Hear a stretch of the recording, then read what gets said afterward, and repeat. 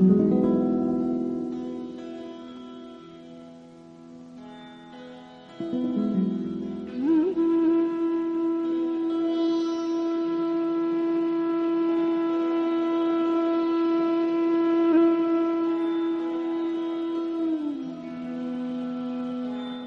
would never think this through yourself, would you?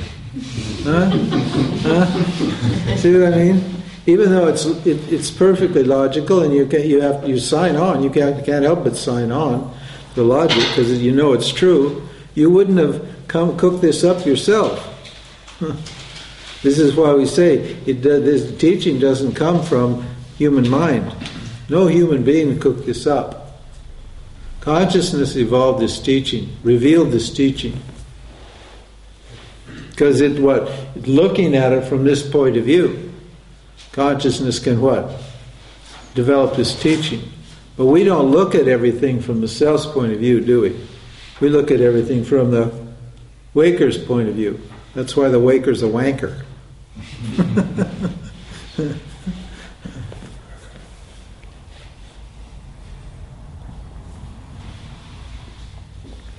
Arguments?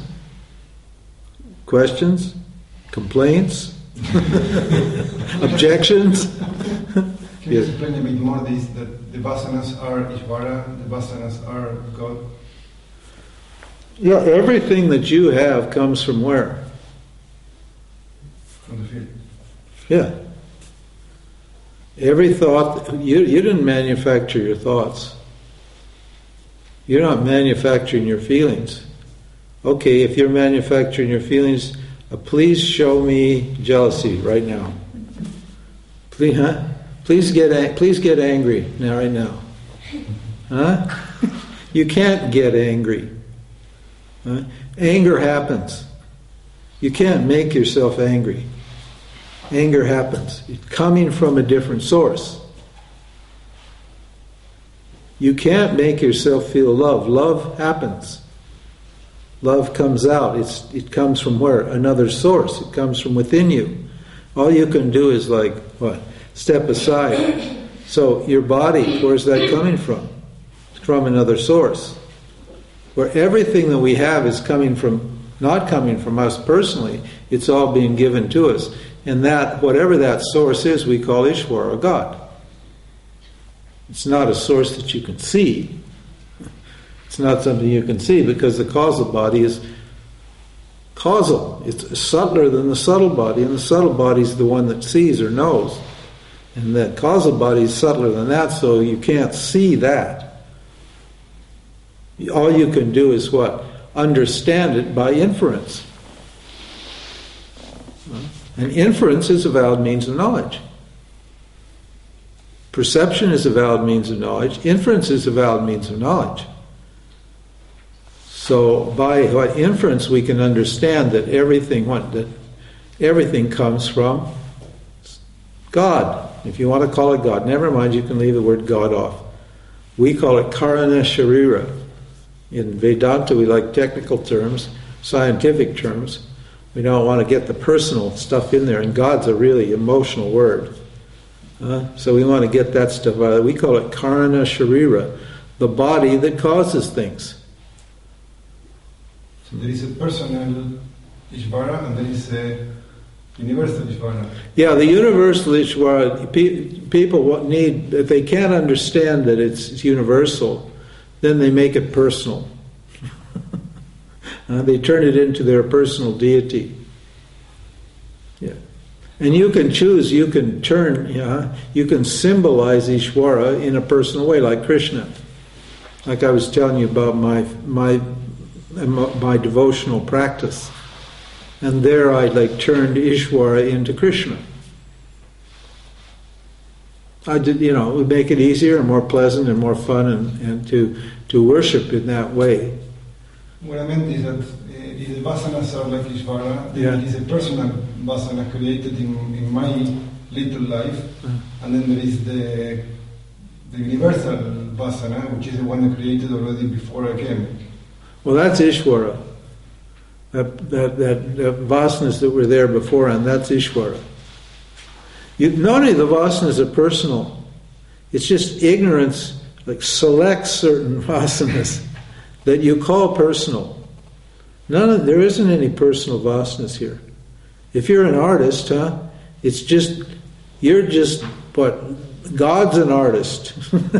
And God's playing music through you. God's painting through you. If you're a thinker, God's thinking through you. If you're an athlete, God's sporting through you.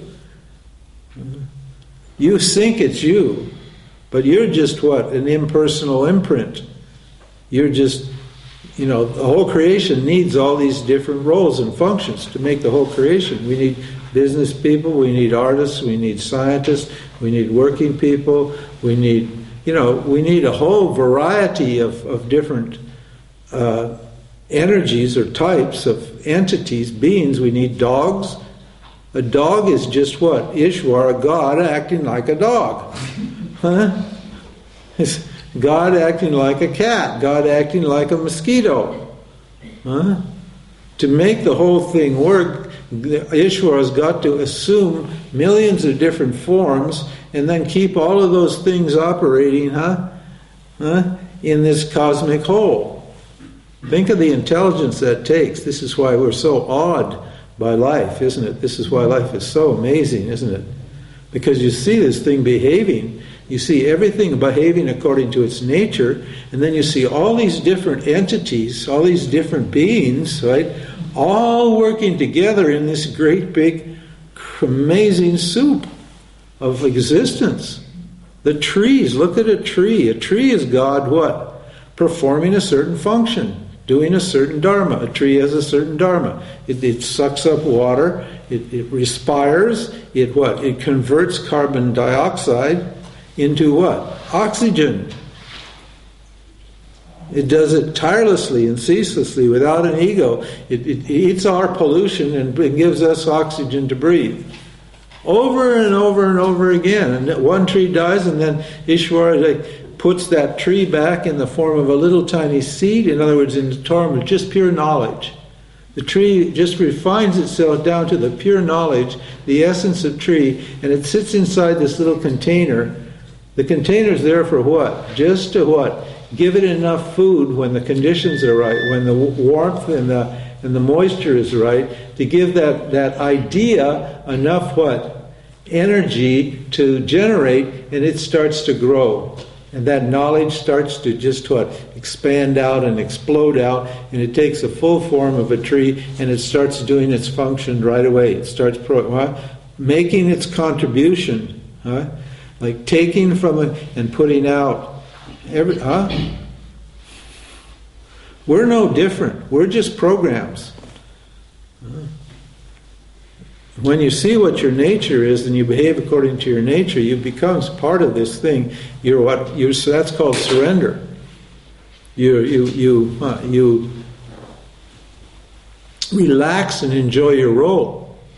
It's only human beings that have this problem of not knowing what to do, because they're not in touch with their nature.